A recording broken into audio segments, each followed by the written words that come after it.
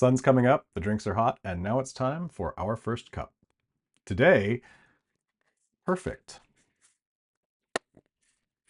So, I have a confession. I'm a perfectionist. And it's been a part of me. That perfectionism has been a part of me for a long time. One of my parents' favorite stories to tell about me from, when I was just a wee Ian, was that I would go outside and there's this patch of dirt next to the carport of my parents' house. I would go outside and I would take a broom with me and I would clean the dirt. Yeah, I would clean the dirt, right? And all I can remember from that point in my life is just thinking about how much it tickled my brain that everything was just like well ordered and it looked so nice and it was so pretty and perfect. And yeah, it's kind of like making a Zen garden. If you didn't know what a Zen garden was, if that makes sense, right? Um, but yeah, it's been part of me for a long time. And if you heard my talk about ADHD a couple of weeks ago, when I talked about the nuance there about what it had brought me, how it wasn't just a disorder. Um, I want to do the same this week with perfectionism. That said, to be clear, if your perfectionism gets in the way of your normal functioning or messes you up or, potentially is messing you up, seek help, at least get an external perspective, preferably a professional one. But that said, what kinds of upsides could there be for perfectionism? What is the promise of perfectionism? Um, and at least for me, the first thing that comes to mind is this sense of kind of curiosity about how things work.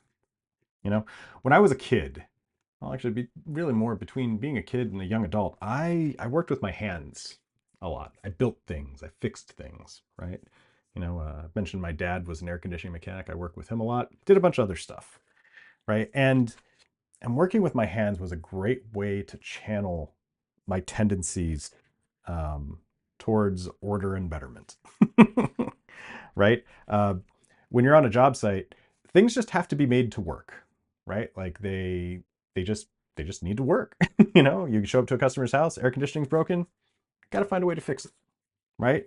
Um, and so if things didn't work, whether it was at home or on the job or whatever, I was driven to find out why, right? And so many times I can remember just having this idea, being able to very clearly see of what of what working looked like, right?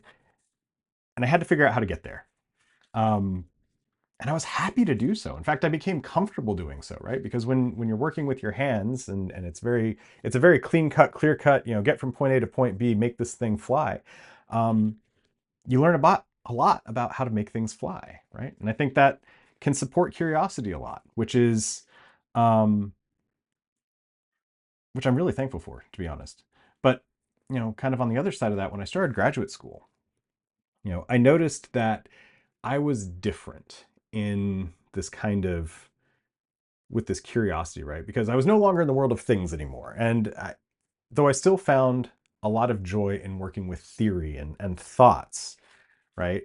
And I even found other perfectionists. What I came to see about these other perfectionists is that they weren't curious as much as they were anxious, right? They they weren't necessarily looking for things to fix or build. They were just trying to do what had been done before, tried to be very safe about it. Like just, the anxiety around like, oh, well, we just don't want to mess up. And, you know, I was still curious. And while that didn't make me popular, it did differentiate me. And you know, I had those moments where I could see what better looked like, right? I could still have them, right? I wasn't afraid to fail.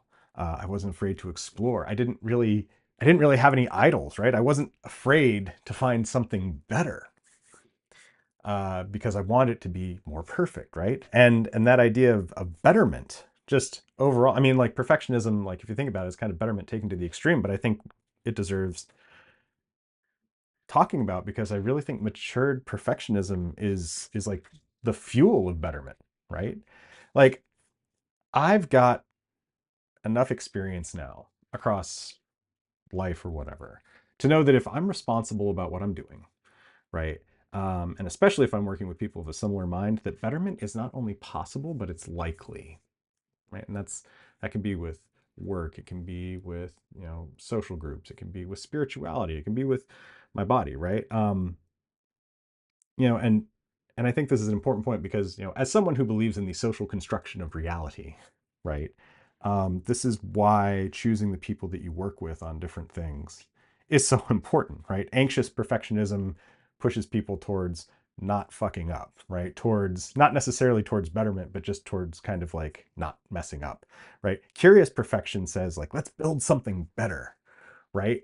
And um, a lot of perfectionism for me is these thoughts of building something better that just kind of get stuck in my head, especially when there's someone else or something else that's saying, oh, well, this is what the pragmatic thing to do is, or this is what's pragmatic. This is like, I don't necessarily want just what's pragmatic. I kind of want to go beyond what pragmatic thinks is possible. Right. And, I want to ask the question fundamentally, like, what if we dare to dream just a little bit here? Right. And that dreaming, that creativity, I think is the third element of perfectionism that I think is really promising, or at least it has been for me. Right now, I get it. Everyone's got something that they don't want to change about the status quo, right? In fact, some people even laud it as an ideal, or spend their life kind of chasing what they think that normalcy is, and that's cool for them, but that's not me, right? It's not my perfectionism, right? Like the circumstances that I came from are super far from where I'm at today. Hell, like where I was in 2019 um, is super far from where I'm at today. And I think it's the same for a number of you. But when thinking about getting from point A to point B, I've walked that path without a guide, right? Especially from like being like a a poor blue collar kid to the ivory tower and then beyond, right? Like I walked that path without a guide, and to be clear, I had help, right? Um, but I've seen that that path can be walked, right? And it's not just by me, it's by others too. Hell, it might even be you if you're listening to this right now. But to walk a path that hasn't existed, right? To do that requires the ability to create it, to dream it, right? It requires this kind of certitude that like a more perfect version of myself or my future or my skills or this thing that I want to do, like that it exists and that it's out there. And even if I don't know how to get there, I can build the way there first, right? And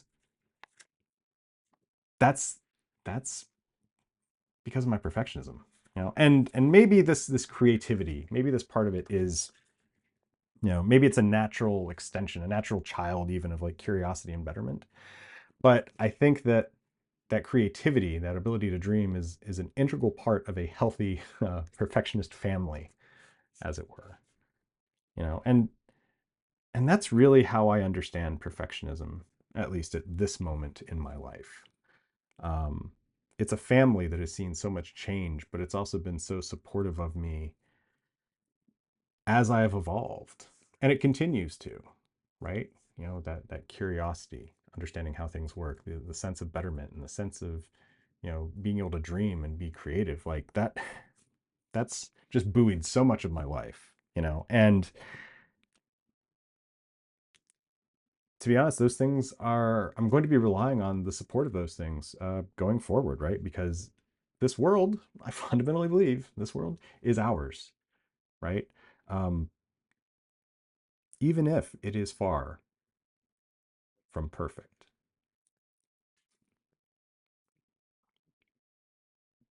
Hmm. Yeah. Now, remember, no matter what you've heard or what I've said, death comes for us all, and a closed mouth never gets fed.